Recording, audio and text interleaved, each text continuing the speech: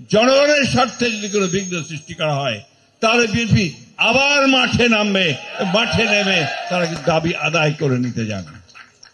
আমি কথাগুলো বলছি এই জন্যে যে আমাদেরকে প্রস্তুত থাকতে হবে।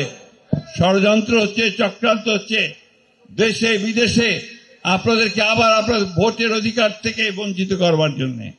আমরা সেটা হতে দেব না।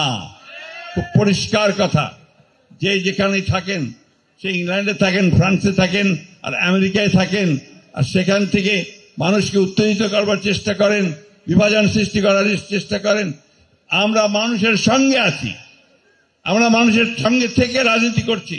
সুতরাং আমাদেরকে কেউ বিপথে পরিচালিত করতে পারবে না, বাংলাদেশের মানুষকেও কেউ বিপথে পরিচালিত করতে পারবে না। খুব পরিষ্কার কথা, আমরা ভারতের পক্ষেও নই, আমরা পাকিস্তানের পক্ষেও নেই, আমরা আমেরিকার পক্ষেও নেই, আমরা ইংল্যান্ডের পক্ষেও নেই, আমরা বাংলাদেশের পক্ষে।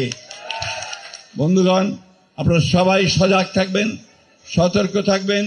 ষড়যন্ত্র চক্রান্ত শেষ হয়নি, সমস্ত ষড়যন্ত্র চক্রান্তকে ব্যর্থ করে দিয়ে বাংলাদেশের জনগণের সরকার আমরা প্রতিষ্ঠা করবই করব ইনশাআল্লাহ।